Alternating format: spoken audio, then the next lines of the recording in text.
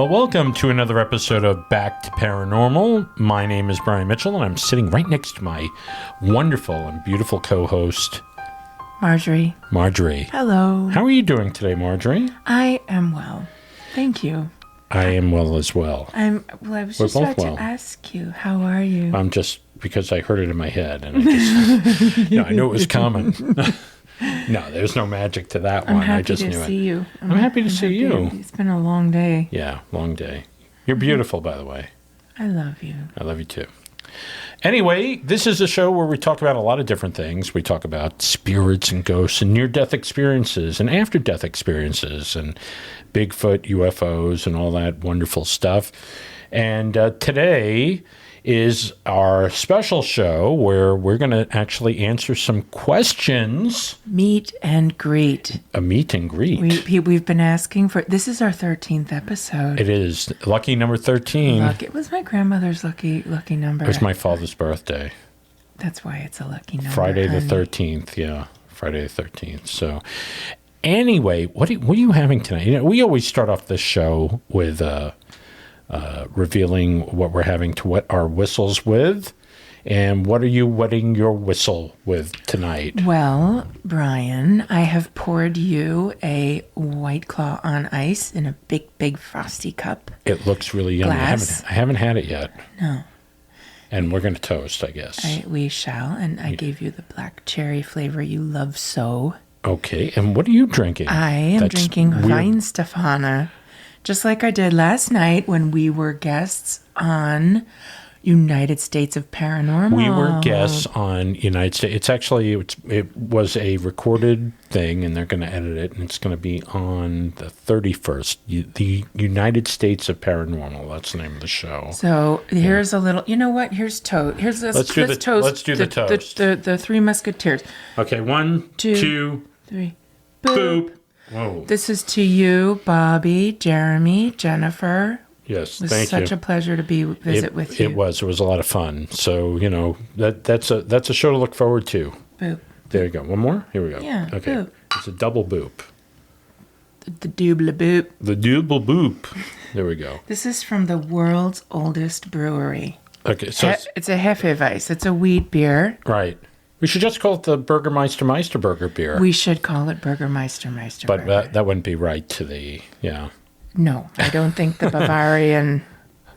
Yes. The Bavarian folk would. I don't think they would appreciate the Rankin and Bass reference. No. Okay. So, anyway, getting back to the question, a lot of people have been asking us questions about different things. Well, no, we've been asking people to send in commentary. That's right. We've invited, ask us.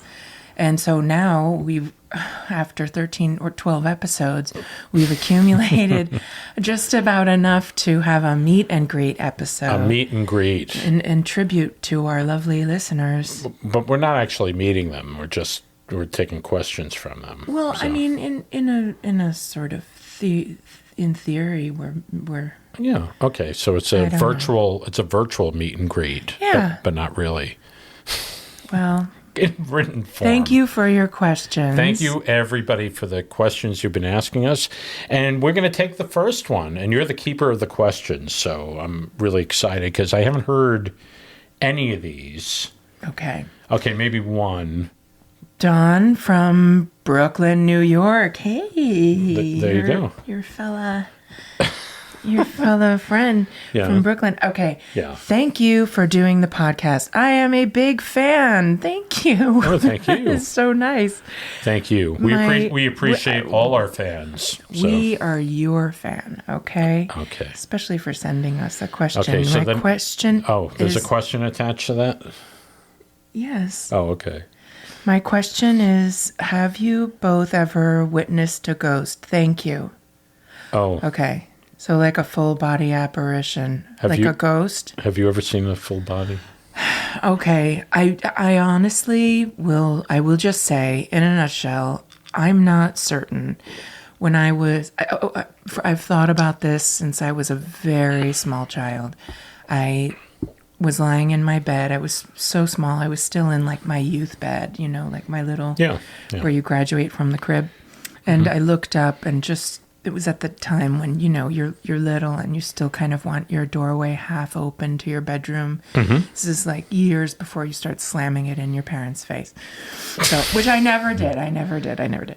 So I had it partially open, and the foot of my bed was facing the door. And I saw this very long, white, glowy thing. And it didn't frighten me, but it didn't make any sense. Right. And I just kept looking and looking, and I kind of wondered if it was my grandmother, Who had passed my away. father's mother. Oh, okay. And Wow. I never said anything about it. I maybe said grandma came to me.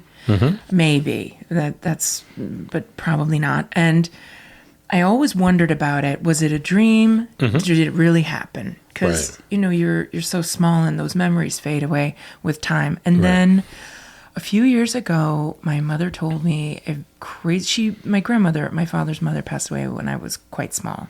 A couple of years ago, my mom told me a really interesting story that kind of made it make sense in a way.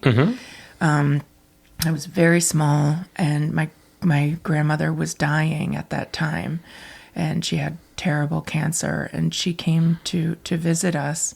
This is a memory I don't know, but my mom said to me, I couldn't even walk. I was still crawling. Right. And grandma went and said, I need to lie down. I'm going to lie down in the nursery. And so she excused herself, and she was a really tiny woman. Right. Which is hard to believe because everybody in my family is so huge. The giants. And my father was a 14-pounder. Wow. So this poor little lady, boy, the chops she had. Yeah. And she was lying down in that bed, which was my youth bed, and eventually became my youth bed. And anyway, she woke up from her nap, and she came out, and I was crawling behind her, and she came into the dining room and sat with the family. And she said to my father, she said, Charlie, I had the loveliest nap.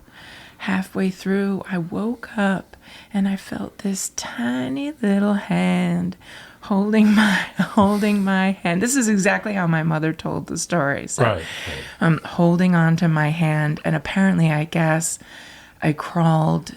I followed her. I crawled, and I sat next to her while she was taking a nap in this bed, Right. and I held on to her hand. Oh, that's very It was sweet. before I could even talk. That's so right. I visited her in a moment where I suppose I could tell she needed comfort, and Right. she wanted a little TLC. Wow, that's pretty interesting. So that's why I was like, okay, then that kind of makes that vision that I had when I was a child a lot more sense. Wow, interesting. Standing over that bed. My mother's had stories about seeing spirits, but and feeling spirits. And have I seen a ghost?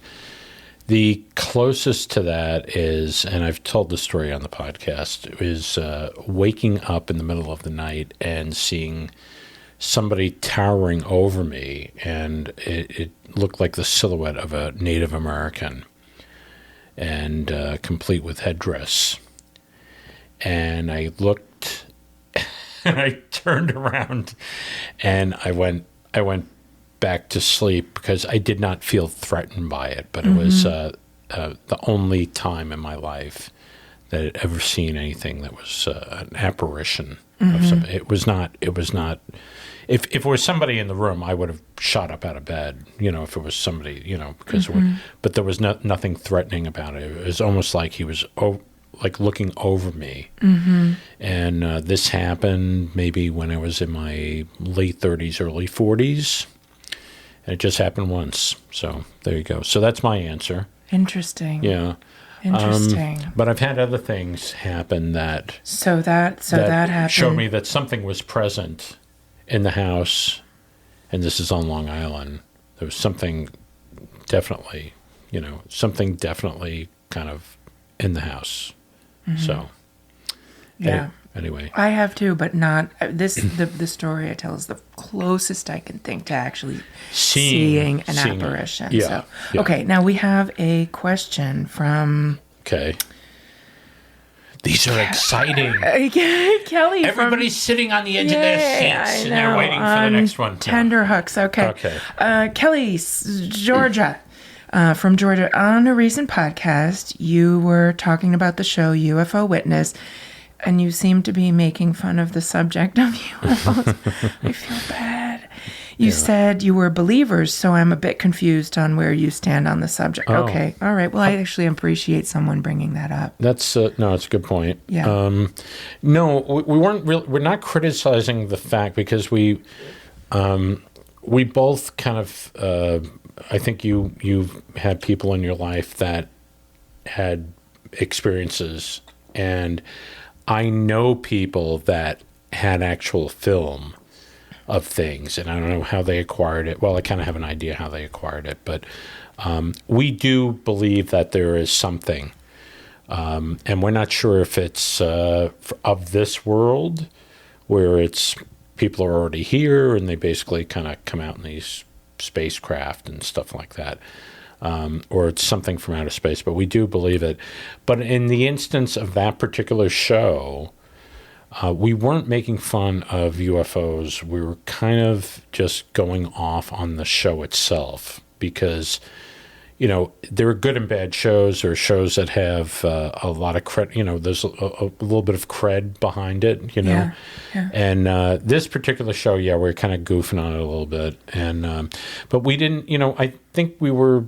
Kind of respectful to the people that were on the show, but I think we actually, I think we said more than once, the gentleman who hosts the show, I feel as though he has great credibility, and we weren't trying to undermine him, and I do absolutely believe that there are UFOs, and I don't know if it's ourselves from a future time folding back upon us now, or what. I really don't know. Yeah, it's a bunch of question marks. We didn't like the way the show was done. It was like a wild goose chase for it, not a lot. It didn't come up with a whole heck of a lot. Yeah, there just wasn't there wasn't enough enough of believable people there, and I say credible. Where they were getting this information from. And a lot of it seems stretched out. So, no, we apologize to you for that, but it's, I do not make fun of UFOs. In fact, we were driving the other day, and I said to you... what would you do? I said, have you ever looked at the sky and wanted to see a UFO? And you flat out said no, without any hesitation. And my answer to that would be, I think about that question often. Would I want to? And I think I wouldn't mind seeing. I think it would be. And then immediately after, it's followed with, maybe not. Maybe not. Well, so we don't make fun of UFOs. Yeah, we don't know what the repercussions of that are. We don't know if these are good people or good people, the good aliens or not good. Well, look, I'm fascinated by it, but I'm basically I'm kind of keeping my distance as far as do I really want to see it or not? I think it would be fascinating, but the other part is no, the same I don't. thing. I don't make fun of it. I think it would give us chills. Just the way that the show was done was what we thought was a little hokey. Anyway, or stretchy, meaning they took a little bit of information and tried to stretch it out to the size of North America magnitude. Yeah. So no, we're not. When we decided to do the show, we have I guess it's become the motto of the show, which is everything's a possibility. That's a possibility. That's a possibility, and that's always. Yeah. So always. I think if that's really kind of the way we think, and there are a lot of things we have experienced that we believe because we lived through it. And if I'm being honest, I really think that to be a person of the belief that's a possibility, and it doesn't even have to be about Bigfoot or aliens or crop signals or whatever. Just in general, to tell yourself that that's a possibility. Right. Anything is possible, and it actually does give one a license to lead a happier life, a more open, fulfilling life. Yeah, I think people who are closed-minded, I think, it's like, I don't believe that. And it's like, and you could tell them, well, I had this experience. I don't believe it, Right. It's really, it's too bad for them that they're, so closed-minded. No, they're living in a myopia and a purely linear existence, and I just don't think that that's a very fulfilling way to spend the brief moment that you have here. Yeah, there's a lot of mysteries in this world, and a lot of mysteries outside of this world and in other dimensions, and so to believe that. Agreed. Yeah, just to be like, no, I don't believe it because it doesn't fit into your box, right? Mm-hmm. Is, it's closed-minded and not good, I think. No bueno. Okay. Okay, this comes from another person that did not leave a name, or anyway. Anonymous. I've recently lost a loved one and have been hoping for some kind of sign from them, but I get nothing. Right. Is there anything I can do or bring on any form of communication? Okay. That's a good question, and I'm going to tell you a little story. My father passed away about 15 years ago, and I was getting signs immediately. Right down, like when I got the phone call, he passed away. I had an iPod plugged into my car. I was, and I was grabbing some lunch, and I was sitting in the car when the phone call came, and I had not eaten anything yet, but had random music playing. It was kind of on a, what do you call it, like a shuffle, right? So basically, just the songs were all, and I had 2,000 songs on an iPod. It was all plugged into the car. So, but anyway, right after I got the phone call, this piece of music started playing. It was a Dixieland number, and it was "Come Back, Sweet Papa." And I just thought, and something made me, I didn't know what the name of the song was. And the song came on, and something told me to look at the title. And I picked up the iPod, and I looked at it, and I was, and that's the name of the song. And I just thought it was, and I broke down. Yeah. Because I just felt like, you talk about coincidences. There's no other song that was on this. I've never even heard of that song. No. Honey. And so it was really weird. And then I started seeing numbers and all this stuff. But my sister never saw this stuff. And she said, I don't understand how you're getting all this stuff happening to you, because it was numbers. It was just totally off the wall stuff that would just happen, including like something like that. And anyway, I said to her, well, I don't think, I don't think they want to scare you, Mm-hmm. And some people, when things happen to them, they kind of freak out. Yeah. Yeah. And or they just shut down. They say, no. That can't, and they discount it. They discount it because in essence, they're not really listening. They're not listening. Well, I think it's very clear when it happens. Yes, I think so too. No, when stuff like that happens, I think it's very, very clear. And I think the thing is like if you constantly try to push it away, then it's like maybe it just stops automatically. It just stops because it's like, well, you're not really responding. I'm trying to communicate with you, You're not receptive. And you're not receptive. So the moment I told my sister, we had this conversation, and it was around Christmas time. And so, and she's saying to me, I don't get anything. I don't understand how you're getting all this stuff, And I said to her, well, you just have to kind of keep your eyes and ears open, and just you don't have to look for it. It's going to be apparent. So part of the conversation was we needed to know what gifts, what people wanted for Christmas, mm-hmm. And so she said, can you send me something, and then I'll send you my list back. So I composed a list of stuff, and then I emailed it to her, and then she responded, I want to say about almost exactly 20 minutes later. And when I got her email back, I did a double take, because the time she sent it was 3:13, and the time the time I sent it was 3:13, and the time she sent it back was 3:33. And I wasn't looking at the clock. And I looked at it, and I was like, those were the numbers of my father's birthday, 3/13, 1933. Yeah. And so I called her up on the phone, and I said, did you look at the email? And she said, yeah. And I said, no, did you really look at the email? And I told her, look at the time. Look at the time. I sent mine, and or you sent yours, and I sent mine. And basically, it was 3:13 and 3:33.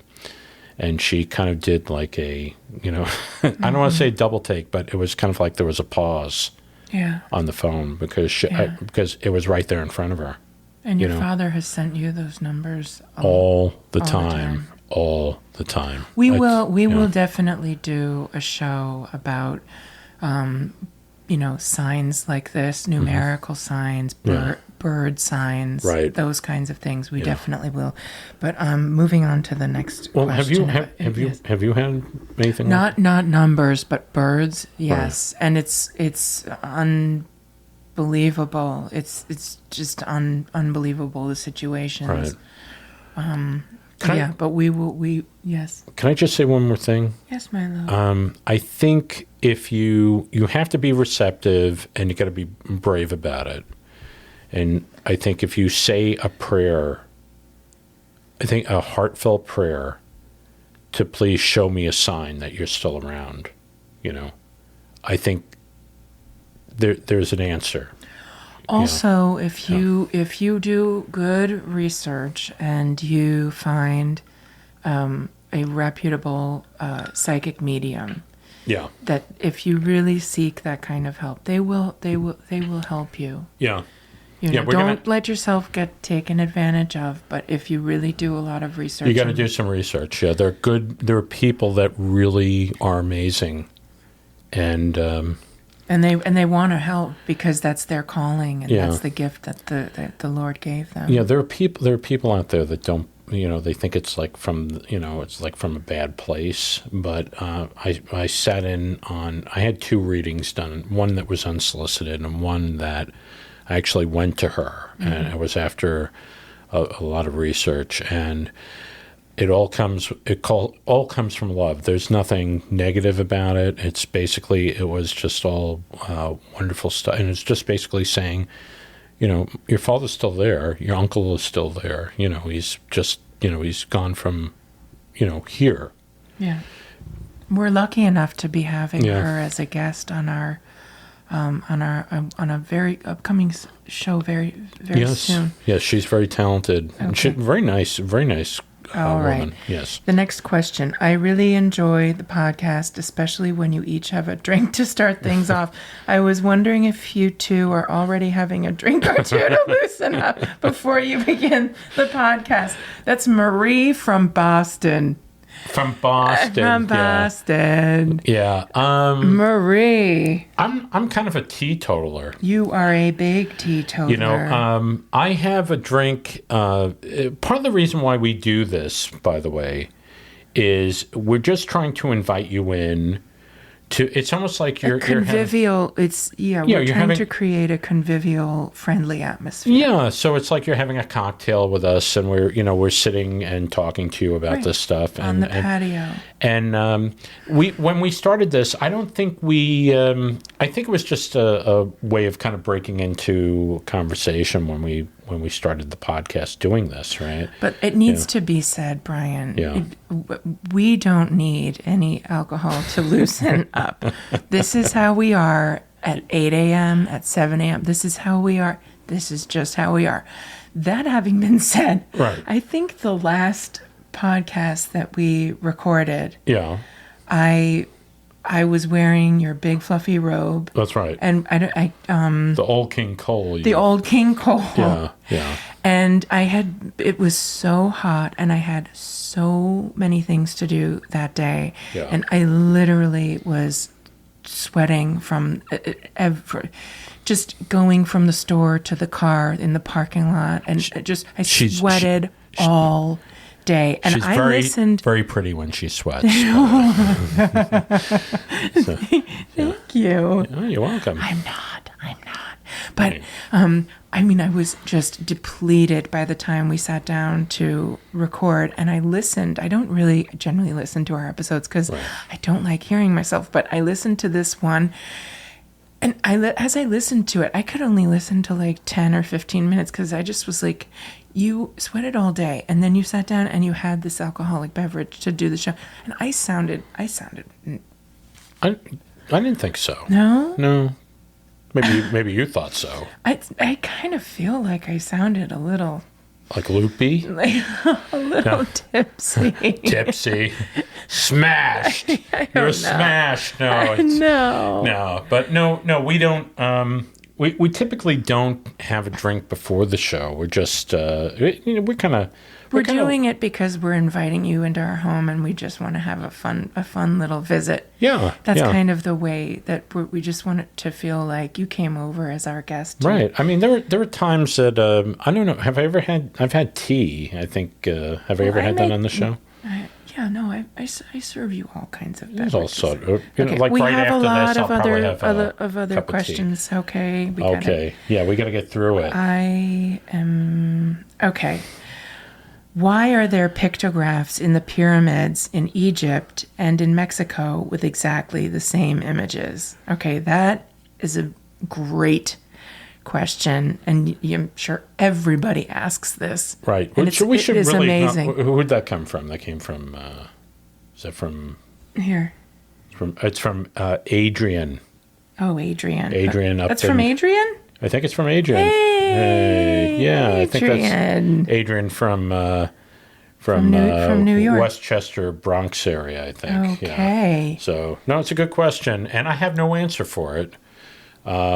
It's one of those mysteries that probably will never be solved. But I think it's because it was a shared language, and I think it's an excellent question, and they talk about this on that show, Ancient Aliens, all the time. Never heard of it, and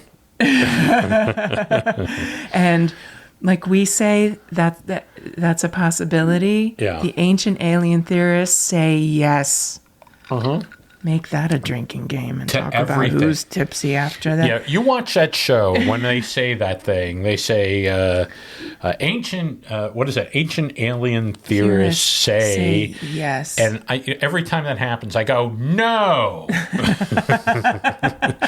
But it's never no. It's always yes. Or they resoundingly agree. Yeah. That's thrown in there just to mix it up sometimes. Can I throw this in before we go on to the next thing? Please do so. All right.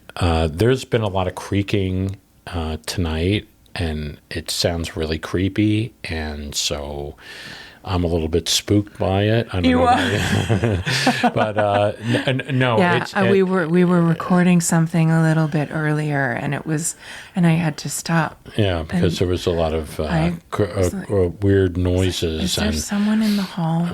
No, there's nobody. Okay. No. This is. It is what so it is. if you hear some creakiness in the background, that's what that is. We're not manufacturing sound effects for your spooky pleasure. Yeah. So if you go back and you listen to it and you hear some moaning or creaks, let us know. But it's not. It wasn't. We didn't do anything. Okay. This is it. So. Okay. Right. Okay. We're moving on. And I love that question. I believe that it's because it was a common language, a shared language. Mm-hmm. For thousands of miles away. Yes. Yes. So. That is my theory. Unless somebody comes down and they explain, we get that alien showing up and saying, "Oh yes, well the reason for that is," but. I don't know if that's going to happen anytime soon, but okay. There you go. All right, this is This is Adrian fun. Also had a couple other questions. Would you like me to read them? Well, how many questions? Brian? How many? Okay, go ahead. You say it. How was Brian Mitchell gifted with his looks and intellectual noggin? No comment. I do. I love you for your intellectual noggin. I have no comment. And why are you drinking White Claws on the show? Oh, that's a good one. What's the real reason, Brian Mitchell? The real reason is I'm trying to cut down on my carbs. Ah. So I think I had a Ultra one week. One time. And I had a White Claw before. Now I'm having another White Claw. But I think the week before, or 2 weeks ago, I had pineapple. This is a black cherry. And I actually like it. It's refreshing. Because sometimes I just like to drink water. But this is like, it's water with a little bit of malt and a malt beverage. And, it has a little bit of alcohol in it. It's not tremendous. But the flavor's good. And so, yeah, it's refreshing. It's clean. Clean. What makes you most afraid about the unknown? Spirits, aliens, Bigfoot, or demonic powers? Oh. What makes me fearful? What about you? How do you feel about that? I'm throwing it right back to you. You don't want to answer this? Okay. No, I'll answer it. None of them make me afraid. Aliens, if they have a violent intent, I think that would be pretty scary. Yeah. But I've heard about demonic entities, and I've heard about demons, and I'm a Christian. I'm not a Catholic, and right.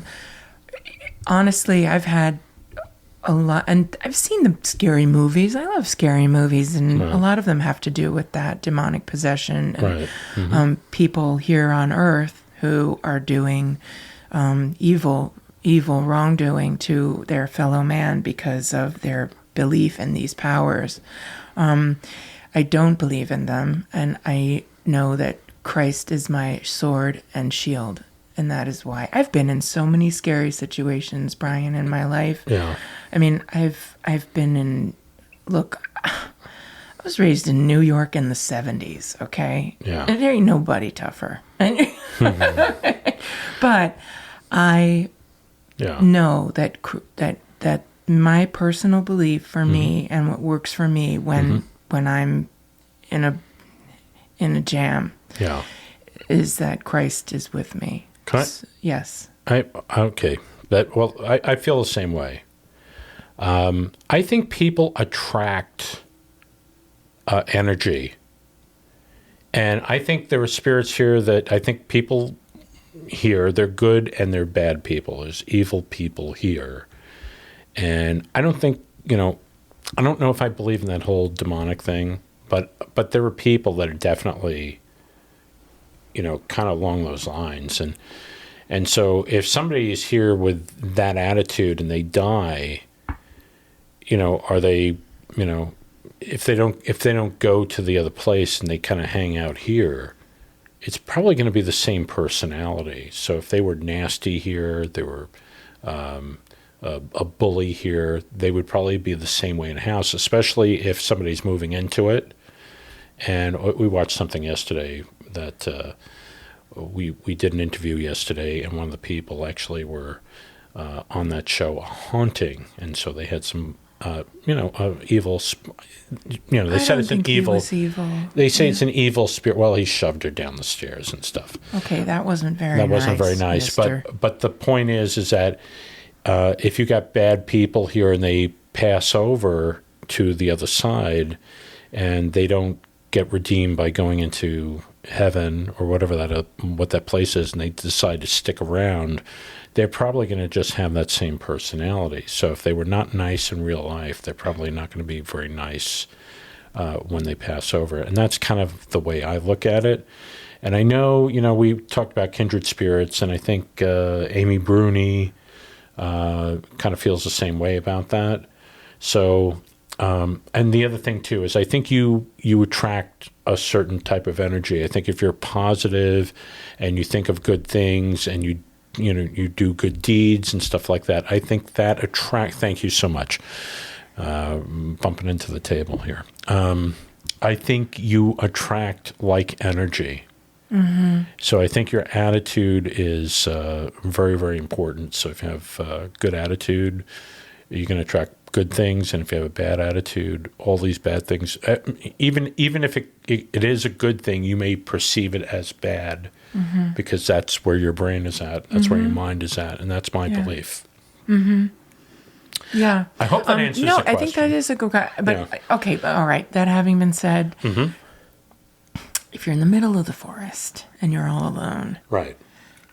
okay, and Bigfoot pops out at you. I'm going to just level with you. Yeah. Yes, God will be with me. I know that He's always had my back, but I probably would soil my trousers. Would you soil them? I'm pretty sure. I mean,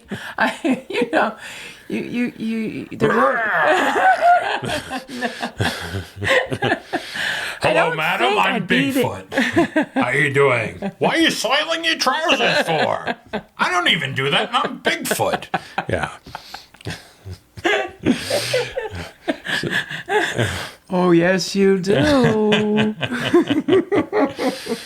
Okay. Just a little bit of fun. I think that was a good question. It is a good question. It's an excellent question. We have evidence, no? Why don't you choose one? Wait a minute. I got to go through all this stuff. Well, how about you Wait a minute. seize the helm? Yeah. Okay. Here we go. You can keep going. You know, I think you should be doing a tap dance while I'm trying to figure this out. Hello, my baby. Hello. Hello, my ragtime gal. Yeah. All right. Let's see. Okay. We got a bunch of questions. Oh. Okay. This is. Okay. I think this is a good question. Shoot. Okay. Okay, why is it when I dream about a lost one, I can't see them clearly, but know it's that individual I'm thinking about? Because you get the feeling. It's really more their aura or their essence, or right? Yeah, because I do not, like, back to what I said earlier about an apparition or potential visitation. But, I don't remember ever meeting my grandmother. I know that I knew her when I was small. Right. And I know that I held her hand while she was very ill. Yeah. And I couldn't talk yet. I couldn't walk yet. Right. So I didn't really meet her. I know her from photographs, but why, when I was like 6 or 7, when I saw this illumination at the foot of my bed, why did I feel that it was she standing in the door? Okay, so I think it's a sense of knowing. So yeah, I think it's that. It's a sense of knowing. It's the same thing like when I woke up in the morning and I had a sense I was going to win a 50-50 raffle. And it wasn't even a question in my mind. I knew it was going to happen. And it's the same kind of thing. When you dream about somebody, and I think, you may see their face, you may not see their face, they may not. One of the things that I had a dream about my uncle who had passed, and he wasn't talking to me in the dream. He was communicating. I knew what he was saying, but he was not opening his mouth in the dream. And so I think... You just knew that it was he. It was him, yeah. Mm-hmm. No, it was him. It was him, but it was just, he was communicating, but he was not talking to me. Yeah. It's just, I knew, and it was just, and it's weird when you get these dreams too, they stay with you. I had this weird dream with my father where we were having a conversation, and in the dream, normally if you have a dream with, somebody who passed on, it's not a literal dream. It's not where you're having a conversation or whatever. It's kind of a hodgepodge. It's a grab bag of all these different things that kind of you experience different during the day, and you're formulating this dream, and that person just happens to be in it. But this was a conversation about why he passed, and it was a straightforward conversation. And I remember the conversation. I remember all the details of the conversation. I acknowledged the fact that he was gone, and it was the weirdest thing. And I woke up and I had tears in my eyes. It was, and it has stayed with me. So I think when these dreams stay with you, I think that's another thing too, and it's an important thing. When they stay with you, it's basically, it was something that really happened while you were sleeping. And you just were not in this world, you were somewhere else. And it always feels like somewhere else, no place I could describe. It's always just, So anyway, that's my explanation. That's what I believe. And that's happened to me, so there you go. If you can speak to one person in your life that's passed, who would that one person be? Somebody who was in my life? Someone from your life who has passed. Oh, gee. Geez, that's a good one. I mean, if you ask me if there was a celebrity, if there was somebody that, outside I know exactly who that would be. And who was that? Hoagie Carmichael. Yeah, that's the one. No, I'm a big Disney fan. I wish I had worked for Walt Disney when I was, but he passed. He passed when I was 4. Yeah. A couple of days past my 4th birthday, he passed, and I cried. You cried. I cried. You loved him. Yeah, it was. Yeah, he was huge. He's still Uncle Walt. Huge influence in your life. Big influence on a lot of people's lives. There are a lot of people who felt the same way. I know people that worked at the studio that got very. When he passed away, it was just like people had to go home because it was. Oh no! He was such a huge figure. Figure. Yep. So. Yeah. I think the person I'd want to talk to, I really would like to talk to my dad, have, a conversation. Yeah. Yeah. Just because, you kind of want to wrap things up, And I think it would be a good thing. I told him how much I loved him. He knew too, but I think it would have been just nice to have that kind of, where he's well and he's good and how about you? How do you feel about that? Do you feel the same way? I mean, yeah. So there you go. There you go. Yeah, there you go. You had a wonderful father. You lost him young, and I'm sorry about that. I've always been sorry about that. But I guess I would want very much to speak to him, but then there's also a part of me that would be afraid too, because I would be so afraid that I'm a disappointment to him. Oh, don't say that. No. He was such a wild success. I mean, look, we're talking about a man who. His funeral, they didn't have room left in the cathedral. It's in Manhattan, yeah. People were in the rain on the sidewalk. Yeah. Okay? Yeah. In the rain in March. Like hundreds of people. I'd be lucky if I got 4 folks to turn out for when they carry me out feet first. No. Your daddy would be very, very proud of you. I don't know. I think so. I don't know. I try. I endeavor. I endeavor to make my folks proud of me. And obviously, I lost my fiance when I was younger, and I just would like to tell him how sorry I am. Yeah. I think he knows. I think he knows. No, I know. He knows. You can communicate with them. I believe that. And I was going through a difficult period.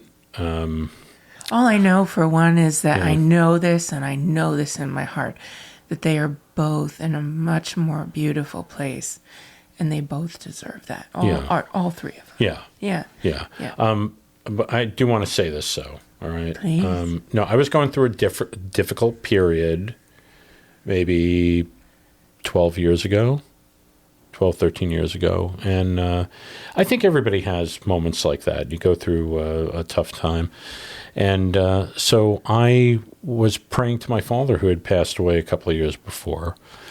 And I happened to see this psychic medium. And the psychic medium actually acknowledged that I was praying to my father. And she said, he hears your prayers, and he cannot do anything for you. You need to find your own way. And he keeps saying to me that you keep asking for help and for assistance and guidance. And he said he can't give that to you. He said you have to go on your own journey. And it was kind of mind-blowing, because she didn't, I didn't tell her my father passed away. I didn't tell her that. I didn't tell her any of this. Didn't tell her anything. She just happened. She just knew. She just knew. No, she's amazing. She's really amazing. I've had other people go to her, and they've been wonderful. They said she's wonderful. She's amazing. Okay, this is another question. Okay, this one's interesting. Are orbs souls? I, for one, yes, believe that they are. They're an evidence of the presence of a soul. I or multiple. Yeah, I believe that. And you've captured orbs on camera. I've captured orbs on camera in an attic. And I've been in attics, other people's attics, and nothing. And then this one attic, it was like there were orbs all over the place. And people say, well, they're dust particles, but a dust particle is either going to be traveling down in one direction. These things were kind of doing, they're like their own coming up, dance. and they were doing their own whimsical. Yeah, it's almost like somebody flying, and then they're flying like in a kind of in a curve, and they go up, and then sometimes these things would stop. They would just stop, and then they'd move again, and with a deliberate purpose. Yeah. I definitely believe they are.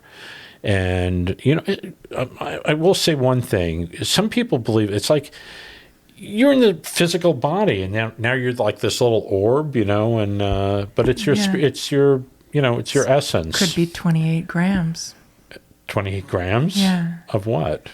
Your soul. Your spirit. Oh, you're talking about when the spirit leaves the body. I had this lifeguard who was just this lovely, lovely girl. Yeah. Wait, did you want to say something? I think that's very vague. I don't think people understand what because we're going to discuss it in another show. 28 grams is exactly the number universally that someone loses when they die.